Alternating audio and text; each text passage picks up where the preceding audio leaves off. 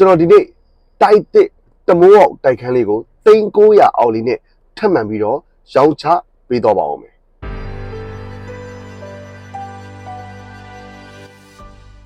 ကျွန်တော်ဒီနေ့တိုက်ခန်းအယောင်လေးတစ်ခါနဲ့ထပ်မံမိတ်ဆက်ပေးတော့ပါအောင်မယ်သူကတိုက်တဲ့ဆက်ဆက်လေးဖြစ်ပါတယ်ပြီးတော့တမိုးအောင်လေးလည်းဖြစ်ပါတယ်ဒီခန်းလေးရဲ့တီနီယာကโอเคကျွန်တော်တီနီယာလေးတွေအကျယ်ဝန်းလေးတွေကျွန်တော်မပြောခင်လေးမှာအခန်းလေးကိုကျွန်တော်တို့သွားကြည့်လိုက်အောင်ဗီဒီယိုဆုံးကြည့်ရှုပေးပါဗီဒီယိုရဲ့အထဲမှာဒီအခန်းနဲ့ပတ်သက်တဲ့ data ချက်လက်အားလုံးနဲ့တကွာဗီဒီယိုရဲ့အဆုံးမှာဒီအခန်းလေးရဲ့ဈေးနှုန်းမှာတပါးတည်းဖော်ပြပေးတော့မှာဖြစ်တဲ့အတွက်ဗီဒီယိုအဆုံးလိုက်ပါကြည့်ရှုပေးဖို့ကျွန်တော်အရောက်ချင်းတိုင်းကိုဖိတ်ခေါ်ပါတယ်โอเคကျွန်တော်ကတိုက်ရဲ့မျက်နှာစာကိုရောက်ရှိလုံနေပါပြီတိုက်မျက်နှာစာလေးကလည်းလှတယ်ဗျโอเคကျွန်တော်အပေါ်တက်ကြည့်လိုက်အောင်ဟိုလေကတစ်လေးတွေကလည်းဘီလေးတွေပဲတက်ရတာမဟုတ်ဘူးเนาะโอเคကျွန်တော်တို့အခန်းထဲကိုအရင်ဝင်ကြည့်လိုက်အောင်အခန်းကတော့ဝရဏဝင်ရတယ်ဗျကျွန်တော်ဝရဏရဲ့အခုသူ့တမလမ်းမကြီးကိုလှမ်းပြပြီနော်သူ့တော်ကသူ့တမလမ်းမကြီးသူ့အိမ်ကလှမ်းမြင်ရတာပေါ့တော်တော်ကိုနီးနီးလေးဗျသူ့တမလမ်းမကြီးရဲ့နီးလေးထွက်ရင်ကားဂိတ်ကလည်းအဲ့လမ်းထိပ်ရဲ့ကြားဘက်ချက်လေးမှာကားဂိတ်ပေါ့နော်သူကတိုက်တစ်ဆက်ဆက်ပေါ့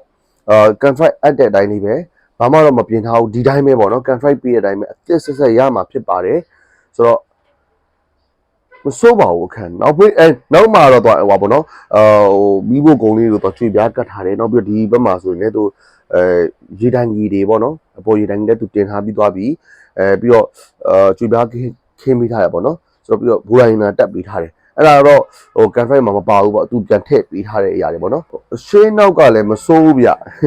အခန်းနှစ်ခန်းမှာကောင်းကောင်းဖွဲ့လို့ရတယ်ပေါ့နော်ဗီဒီယိုလေးကိုအဆုံးထိကြည့်ရှုပေးပါခင်ဗျာ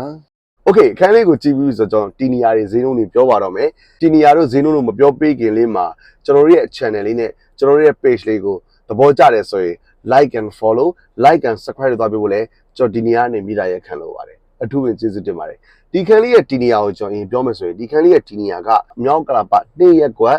သူ့တမလမ်းမကြီးနဲ့အနီးဆုံးနေရာမှာတရှိပါတယ်ဆိုတော့တိုက်ကလည်းတိုက်တစ်လေးဖြစ်ပါတယ်လွှာလေးက9လွှာလေးဖြစ်ပါတယ်6တက်တိုက်ကိုမှ9လွှာဖြစ်တဲ့အတွက်တမိုးအခန်းလေးဖြစ်ပါတယ်အခန်းရဲ့အကျယ်ဝန်းက12ပေခွဲနောက်ကိုပေ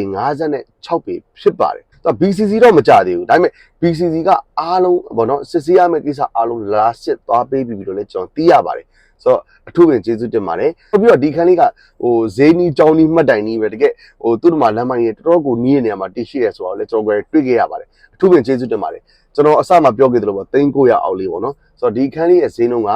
3850ဖြစ်ပါတယ်အနည်းငယ်ညှိနှိုင်းပေးပါအောင်မယ်ပိုင်ရှင်ကသူစီးပွားရေးလုပ်စရာလေးတစ်ခုပေါ်လာလို့ဒါဒီခန်းလေးကိုရောင်းတာဖြစ်ပါတယ်တကယ်အဲ့နေရာတဝိုင်းမှာပေါက်ဈေးကတမိုးအောင်9လွှာလေးက950နဲ့1000ကြားထဲမှာရှိပါတယ်ဒါပေမဲ့ तू ကအခြားတစ်ဖက်မှာ तू လုပ်ငန်းလုပ်ဖို့ရှိတဲ့အတွက်ဒီ850ဆိုတဲ့ဈေးလေးကို तू ခေါ်လာတာဖြစ်ပါတယ်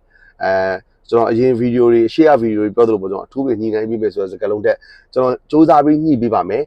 သူက slightly negotiate ပေါ့နော်ပပလေးတော့ तू ညှိပေးမယ်လို့ကျွန်တော်ပြောပါတယ်အထူးပဲကျေးဇူးတင်ပါတယ်ကျွန်တော်နာမည်ကမျိုးသူဖြစ်တယ်ဒီခန်းနဲ့ပတ်သက်တဲ့အသေးစိတ်အချက်လက်ကိုသိချင်တယ်ဆိုရင်ကျွန်တော်ဖုန်းနံပါတ်399163ကိုဖုန်းခေါ်ရေးလဲထပ်မံစုံစမ်းမေးမြန်းနိုင်ပါသေးတယ်အထူးပဲကျေးဇူးတင်ပါတယ်ဒီနေ့ကျွန်တော်ဗီဒီယို like ပါကြည့်ရှုပေးတဲ့အရောက်ချင်းစီတဦးချင်းစီတိုင်းပေါ်မှာဝင်နဲ့လုံးဝဝယ်လို့မရတဲ့ကျမ်းမာခြင်းပျော်ရွှင်ခြင်းအင်သက်ခြင်းတက်ရောက်ပါစေ